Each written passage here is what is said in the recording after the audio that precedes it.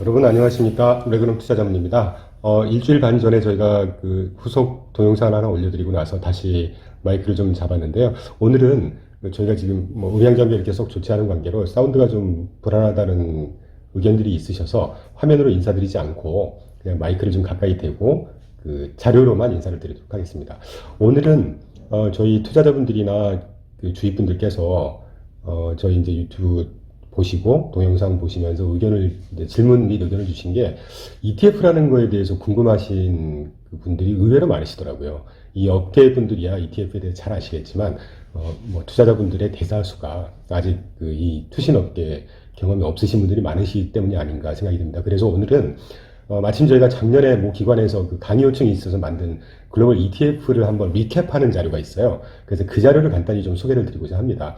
들어가기 앞서서 오늘이 2월 1일인데, 지난 1월달 전 세계 주식시장은 상당히 견조한 상승세를 보였죠. 제가 오늘은 시장 얘기를 하려는 자리는 아니기 때문에 간단히 언급만 좀 하고 싶은데, 중국, 한국, 미국 시장 기준으로 거의 근 10% 이상 상승을 했습니다.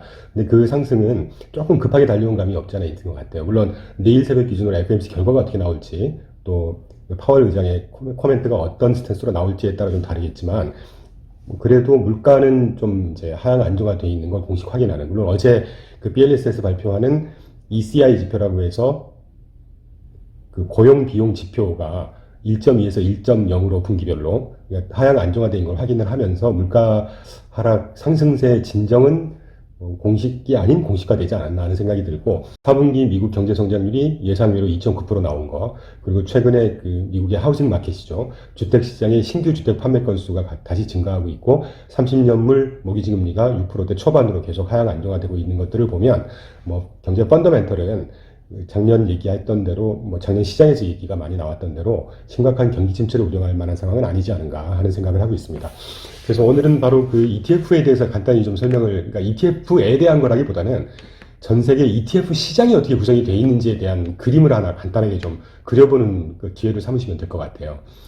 ETF 시장을 살펴보기 전에 우리가 그 이 페이지를 보시면 크레딧 스위스라고 하는 스위스에 있는 은행에서 글로벌 웰스 데이터북이라고 하는 책을 항상 발간을 합니다, 매년. 근데 올해 건 아직 나오진 않았거든요. 그래서 이 데이터가 크게 다르진 않겠지만 작년 기준, 그러니까 2021년 말 기준이라는 걸 참고를 하시고요. 전 세계 글로벌 그러니까 웰스라고 하죠.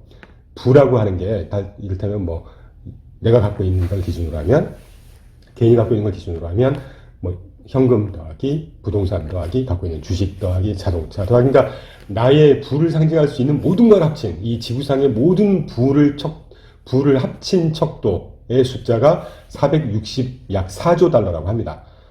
그 비중에 북미가 한 34%를 가져가고 있고요. 유럽이 한 23%를 가져가고 있고. 그리고 그러면 그 글로벌 부의 구성 항목 중에 이제 주식시장이 있을 거고, 채권시장이 있을 거고, 여러 가지가 있을 거 아니겠습니까?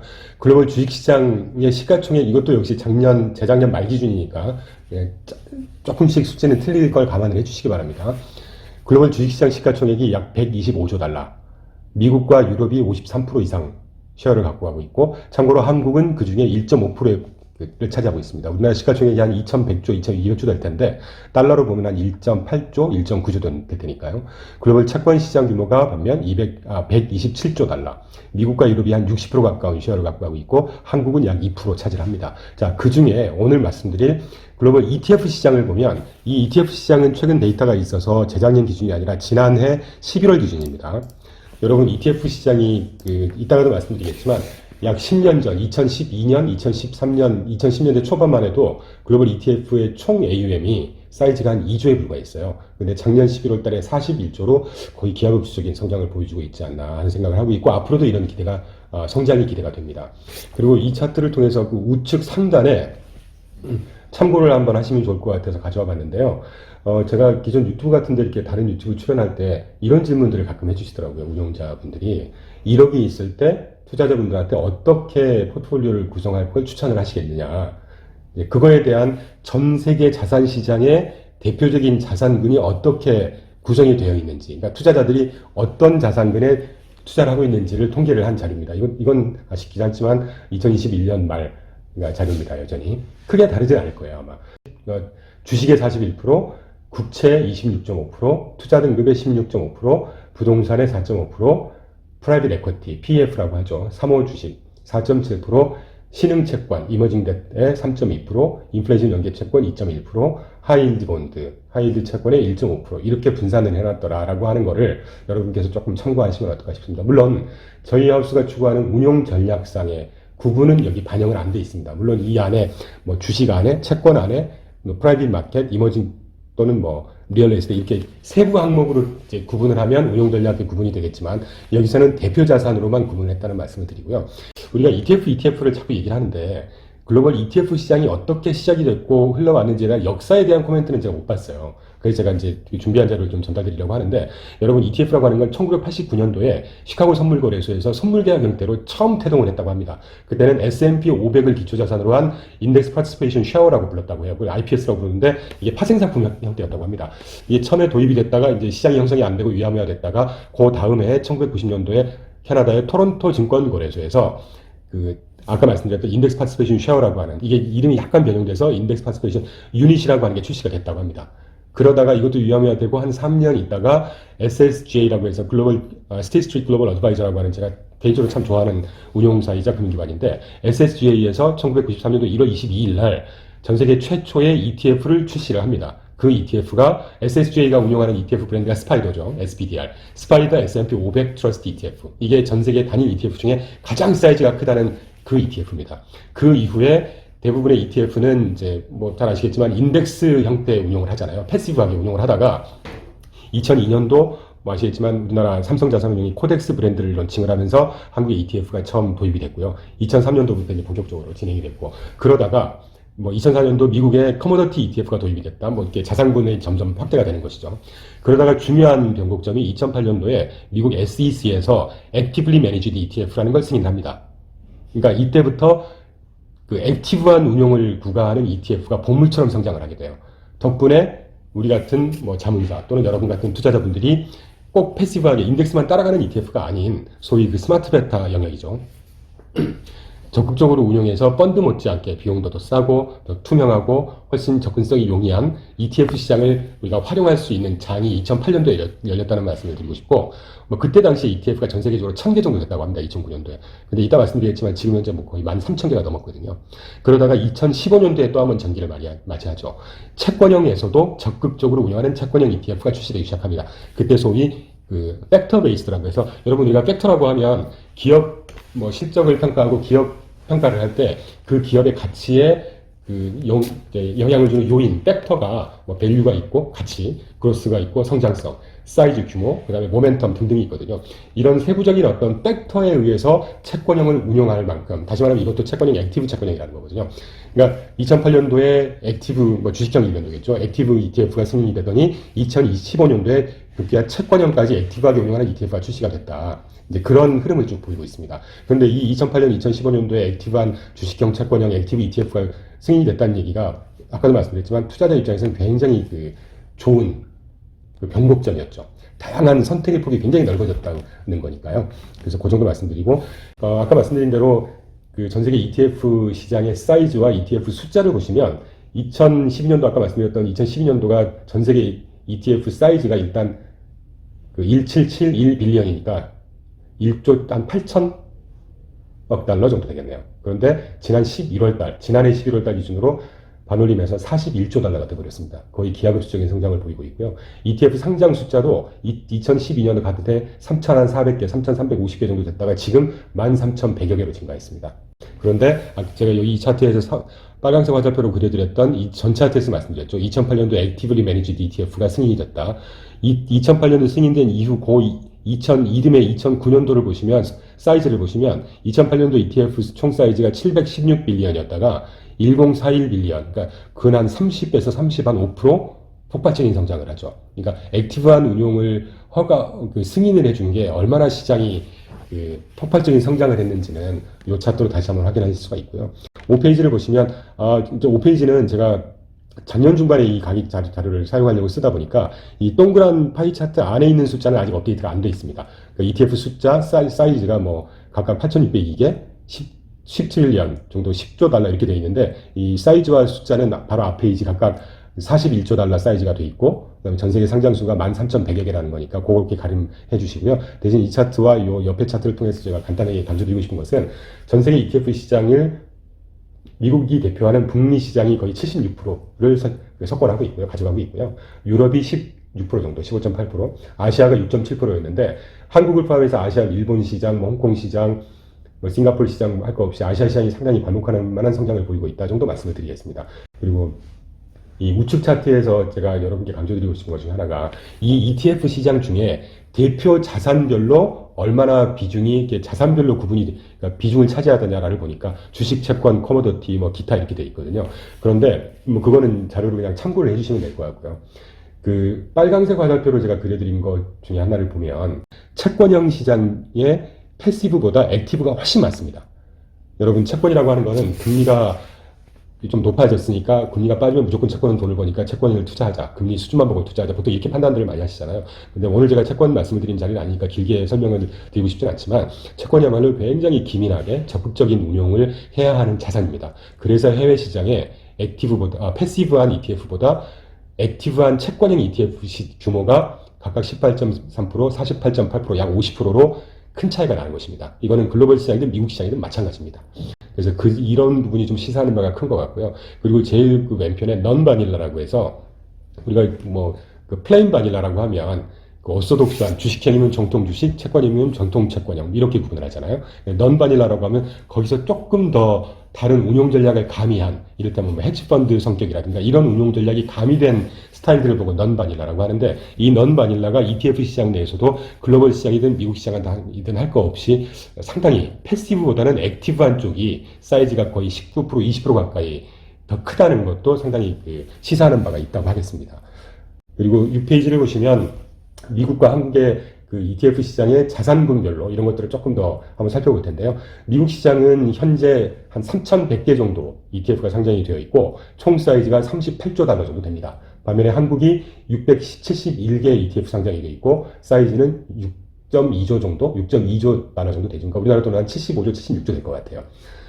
그런데 미국 시장의 큰 자산군별로 또는 운용 전략별로 구분이 되어 있는 게 헤지펀드, 자산 배분형, 커머더티 관련, 주식, 채권 이렇게 자료로 참고를 해주시면 될 것 같은데 한국을 제가 좀 설명을 드리고 싶은 게 한국은 주식형이 500개, 채권이 84개, 부동산이 10개에 불과하고 원자재, 그러니까 커머더티가 19개에 불과합니다. 그리고 레버리지 인덱스도 레버리지나 인버스 전략을 쓰는 ETF가 한 30개 있고요. 액티브한, 그러니까 여기서 제가 좀 강조드리고 싶은 것은 액티브 운용 ETF가 111개에 불과해요. 나머지 560개가 다 패시브 운용입니다. 그러니까 인덱스와 별 차이가 없게 운용하는 ETF가 패시브라는 측면에서 보면 투자자분들이 시장을 어떤 대응할 수 있고 또 스타일별로 내가 좀 다르게 보는 테마별로 또 운영 전략별로 선택할 수 있는 선택의 폭이 상당히 좀 좁다는 것이죠. 그리고 그 투자하는 지역별로 보면 국내 투자 ETF가 424개, 해외 투자 ETF가 211개라고 하는 걸 보면 아무래도 아직 국내 일변도로 많이 되어 있다. 그래서 어느 나라나 마찬가지겠지만 우리가 쉽게 접근이 가능한 미국 시장을 놓고 기준으로 한다 그래도 우리나라 ETF 시장은 아직은 좀 주식 일변도, 국내 투자 일변도로 좀 편향이 좀 심한 게 아닌가 하는 생각이 들고요. 그 양쪽 조그맣게 에쿼티, 리얼 에스테이트, 인프라스트럭처, 헤지펀드, 본즈, 커머더티 이렇게 쭉 제가 서브 운용 전략들도 소개를 드렸습니다. 이거 말고도 각각 자산군에 대한 서브 운용 전략은 굉장히 많죠. 그런데 중요한 건 이렇게 서브 운용 전략을 어떤 운용 전략을 선택해서 그 선택된 운용 전략에 해당하는 ETF를 찾을 때 미국 시장은 그 답이 다 있더라는 것이죠. 실제로 저희가 지금 작년 한 해부터 지금까지도 이렇게 시장을 대응하면서 유효적절한 ETF를 가지고 찾아내고 또 대응을 하고 있다는 말씀을 드리고 싶고요. ETF 투자가 왜 장점이 있느냐, 다른 금융상품에 대비해서. 일단 ETF라는 건 Exchange Traded Fund라고 해서 간단히 말씀드리면 펀드를 그냥 증권거래소에 상장시켜 놓은 거라고 보시면 됩니다. 그런데 펀드를 상장시켜 놓은 반면에 펀드 대비 비용이라든가 투명성이라든가 이런 유동성 이런 것들이 훨씬 더 개선이 되더라는 것이죠.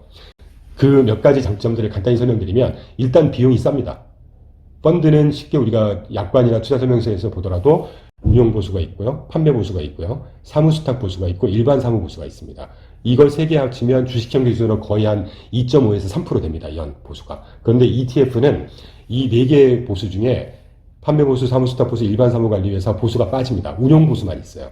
그러니까 뭐 크게는 펀드 보수의 3분의 1에 불과한, 평균적으로 보면 3분의 1에서 한 뭐 그 정도 되겠네요.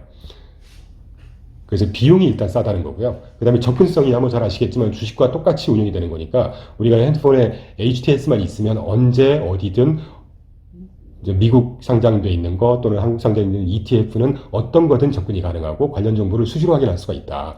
그리고 분산 투자 압도적이죠. 우리가 보통 국내 주식형 투자를 하면 저도 뭐 운용도 해봤고 상품 개발도 해봤고 해봤습니다만 국내 주식형 펀드를 뜯어보면 종목이 많은 게만 한 2, 300개 될까요? 적은 애들, 컨덴스 포트폴리오라고 해서 적은 애들은 한 20개, 뭐 50개 이렇게 갖고 있는데 보통 ETF들은 적은 게 한 2, 300개 수준 됩니다. 뭐 더 적은 것도 물론 있긴 있죠. 그런데 주식형, 채권형 그 기준으로 볼 때 적게 갖고 있는 종목이 한 2, 300개 수준이고요. 뭐 예전에 저도 그 계열사 근무했었던 핀코 같은, 핀코 토탈 리턴 펀드 같은 경우는 뭐 펀드나 ETF 하나에 갖고 있는 종목이 한 2,000개, 3,000개씩 갖고 있을 정도니까 분산 투자는 뭐 끝판왕이라고 볼 수가 있죠. 참고로 저희 하우스도 4개 상품을 이제 포트폴리오를 운영하는데 각 포트폴리오별로 6개 ETF들을 평균 보유를 하고 있거든요. 그러면 6개 ETF가 갖고 있는 개별 종목 개수를 보면 뭐 근 한 2, 3천 개 되지 않을까요? 그래서 분산 투자로는 아주 훌륭한 투자 대상 자산이다, ETF가. 그리고 유동성은 뭐 아까 주식하고 똑같기 때문에 늘 매매가 가능하다는 거고, 물론 그 일별 유동성이라든가 이런 것들이 좀 작은 아이들은 매매가 쉽지 않을 수도 있겠지만 적당한 사이즈 이상, 참고로 저희 하우스는 최소 1,000억 되는 사이즈 정도를 이제 이상 되는 사이즈의 ETF를 투자하려고 하는데, 웬만한 ETF들은 프라임 브로커 제도가 있어서 프라임 브로커들이 그 매매할 때 이 NAV와 거래 가격이 크게 괴리가 되거나 또는 쉽게 말씀드리면 매매가 좀 안 되거나 내가 살려고 팔려고 했을 때 살 사람이 없거나 팔 사람이 없어서 매매가 안 붙는 부분을 프라임 브로커가 다 이렇게 충분히 유동성을 공급을 해줘서 그 시장이 달 매매가 될 수 있도록 하는 장치가 있습니다. 그래서 유동성에서 아주 훌륭한 그 자산 중에 하나라는 거고요. 그 다음에 네 번째가 이제 투명성인데 뭐 압도적이죠, 이것도. 저도 펀드하우스에서 오래 일을 했었지만 내가 투자를 해놓고 펀드의 보유 종목을 달라고 하면 거의 안 주는 경우가 대부분이고요. 그것도 이제 판매사에다가 달라고 요청을 하고 판매사가 또 운용사에 요청을 하는데 더러 운용사에 직접 요청을 하시지만 까다롭죠. 겨우 주더라도 3개월 전 보유자를 줍니다. 그것도 탑 10 또는 탑 15 종목들.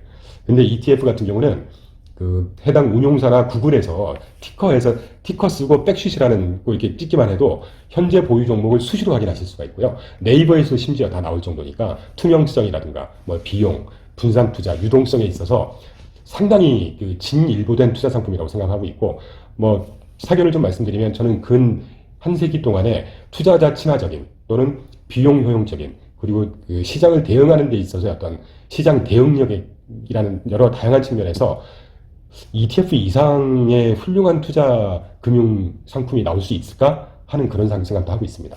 네, 그 정도 말씀드리고요.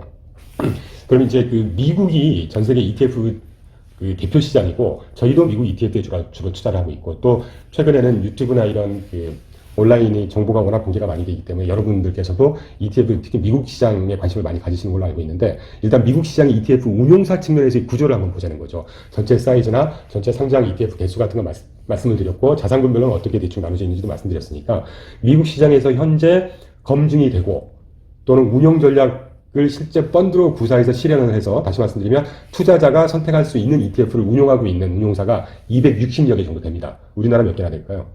뭐 사이즈 작은 운용사까지 합치면 15개 이상 안 될 겁니다. 주요 운용사 10개 정도 되고, 3위 한 4, 5개 시장이 거의 석권하고 있는데 1위가 미래에셋, 1위가 삼성자산운용이죠. 2위가 미래, 3위가 KB자산, 그 다음에 키움 정도 될까요? 뭐 엎치락뒤치락 하겠죠. 그러니까 상위 한 4, 5개 운용사가 우리나라 ETF 시장 76조 시장을 거의 쥐락펴락 한다면, 미국은 워낙 큰 시장이고 전 세계 전문가들이 다 모여있는 효율적인 시장이다 보니까 260개 운용사가 지금 운용을 하고 있고, 글씨가 좀 작아서 죄송하지만 그냥 참고만 해주십시오. 그리고 빨간색 캡션을 제가 약간 확대를 해놓은 게 상위 한 10개사입니다.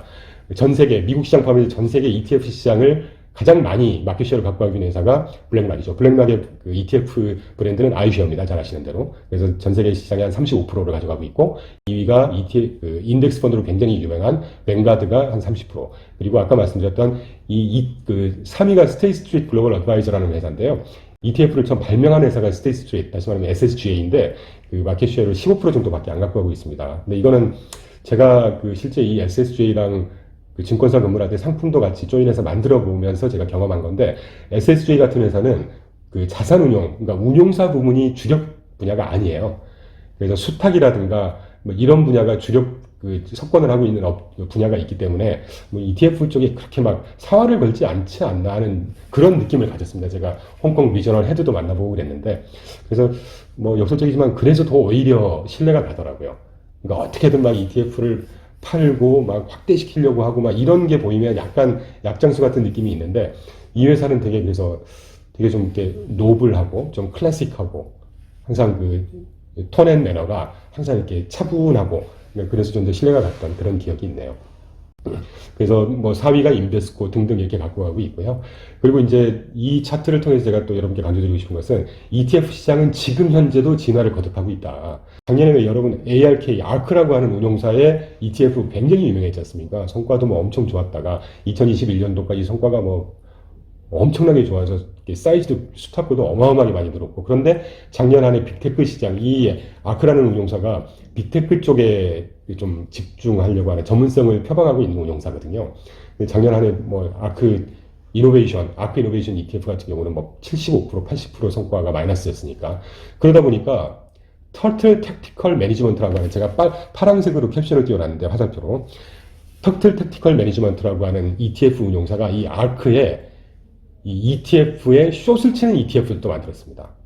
그러니까 뭐든 가능하다는 거죠, ETF 시장에서. 그리고 잘 아시겠지만 우리나라도 얼마 전에 작년 11월인가로 개파에 출시됐죠. 개별 종목만 추종하는 ETF. 물론 그게 이제 종목 하나만 담는 게 아니라 종목, 유망한 종목, 그러니까 운용사에서 보는 유망한 종목 하나를 주식을 담고 나머지를 채권으로 싸는, 한국에서도 그럴 것처럼 미국에서도 이렇게 운용 전략적으로도 굉장히 다양한 전략들이 출시가 됐고, 심지어 제가 아까 자세하게 설명을 안 드렸는데 6페이지 보시면 헤지펀드, 미국 시장에 현재 헤지펀드 ETF가 63개거든요. 근데 이게 작년 말에 50개 초반이었습니다. 그런데 불과 해 바뀌면서 63개로 늘어났어요. 그래서 지금까지도 그 다양한 전략적인 측면 또는 그 전략이나 다양한 서브 자산군에 대한 투자가 가능하도록 하는 ETF가 계속해서 출시되고 있고 개발되고 있다는 측면에서 보면, 저희 같은 ETF를 가지고 자문을 하는 회사나 여러분들처럼 ETF를 가지고 좀 손쉽게 좀 안정성 있는 투자를 하려고 하는 개인 입장에서는 상당히 바람직한 현상인 것 같다 하는 말씀을 드리고요. 그리고 마지막으로 제가 ETF 관련한 말씀을 드리면서 ETF 자체도 항상 그 공부를 하고 이제 비교하고 해야 될 거 아니겠습니까? ETF라고 하면 뭐 기본적으로 사이즈가 얼마나 큰지, 운용한 기간이 몇 년 정도 됐는지, 보수가 얼마나 되는지, 뭐 그 ETF에서 주는 배당이 어느 정도 되는지, 누가 운용하는지 뭐 등등이 있겠지만 비슷합니다. 이 ETF 자체를 검증하는 것만큼 중요한 게 ETF의 운용사를 검증하는 것도 중요합니다. 여러분 우리나라 펀드 가입할 때 펀드보다 펀드를 운용하는 펀드 운용사 이름 보고 대부분 가입하시는 비중이 더 클 겁니다. 똑같다는 거죠. 결국 운용하는 거, 그 ETF를 운용하고 ETF에서 얘기하는 운용 전략을 시연을 잘해서 성과를 결국 가져가는 게 운용사의 능력이기 때문에 그렇습니다. 그럴 때 한 6가지 정도 비교하시면 될 것 같아요. 9페이지에서 제시해드린 그 운용사가 운용하는 ETF 숫자가 몇 개나 되느냐. 뭐 적은 것보다 많은 게 맞겠죠. 그리고 두 번째, 운용 성과가 어떤, 뭐 성과는 뭐 당연히 중요하겠죠. 벤치마크보다 이 하우스에서 운용하는 ETF들이 언더퍼폼을 했느냐, 아웃퍼폼을 했는지, 뭐 시장하고 비슷하게 가는지, 뭐 최근 과거 3개월 성과가 어쨌는지, 특히 작년처럼 시장이 안 좋았을 때 운용 전략이 어떤 보수적인 운용 전략이라면 시장을 잘 지켰는지 성과를, 또는 뭐 물론 그렇다고 해서 그 작년처럼 시장이 안 좋을 때 공격적인 주식형 펀드들은 당연히 안 좋겠죠. 근데 그게 그 운용사가 또 운용을 못했다는 건 아닙니다.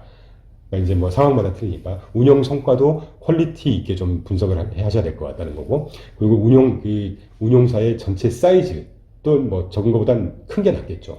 운용 비용도 많은 것보다는 좀 적은 게 낫지 않을까요? 특히 ETF 투자 시장으로 가면, ETF는 아까 제가 펀드 대비 비용이 싸다고 그랬는데, 이 ETF를 우리가 뭐 1, 2개월 투자하고 말 거 아니고 적어도 1년, 2년, 연 단위로 본다고 하면 운용 비용도 은근히 중요합니다.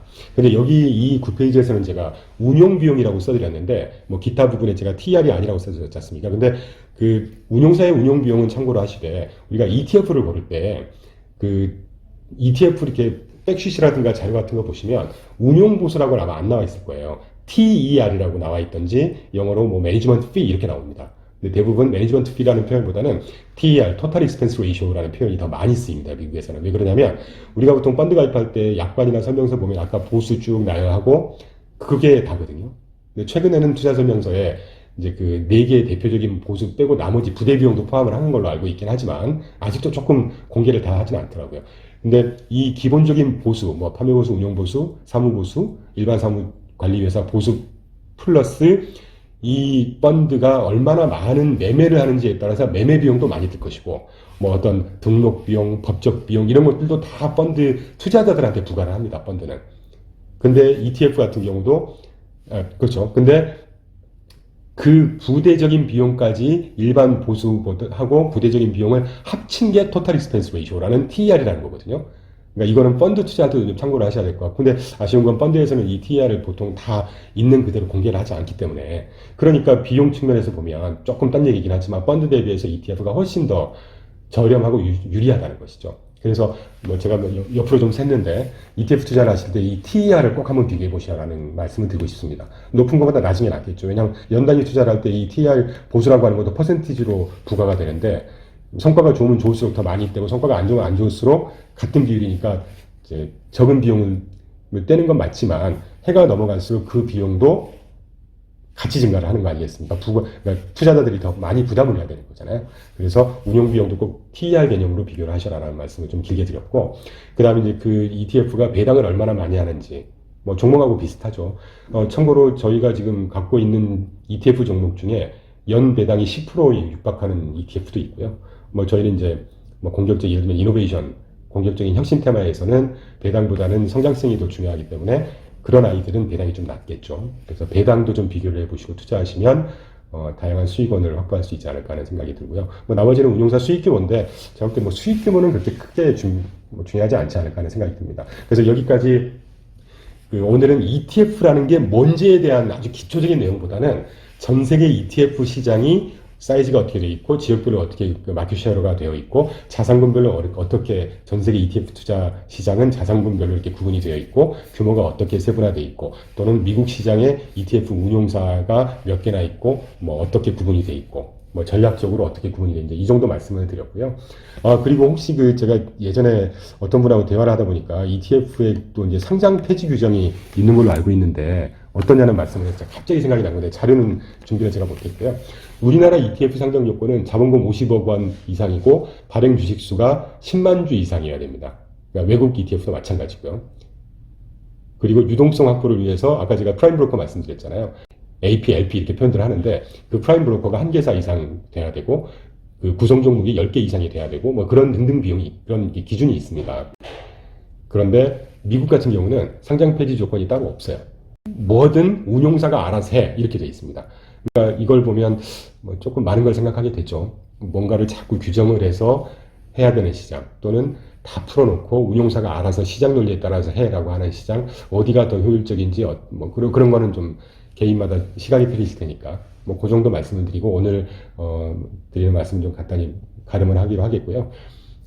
저희는 기회가 되는 대로 여러분께 또 다른 뭐 기초적인 것부터 시작해서 시장 운영 전략 관련한 것들을 수시로 여러분께 공유를 드리도록 하겠습니다. 혹시 궁금하신 거나 알고 싶으신 내용이 있으시면 저희 회사 홈페이지에 대표 번호도 있고 이메일도 있고 하니까요. 또는 이 유튜브 채널 댓글 형태로 질문을 주시거나 요청 주시면 언제든지 저희가 할 수 있는 한 최선을 다해서 답변 드리고 피드백을 드리도록 하겠습니다. 네, 감사합니다.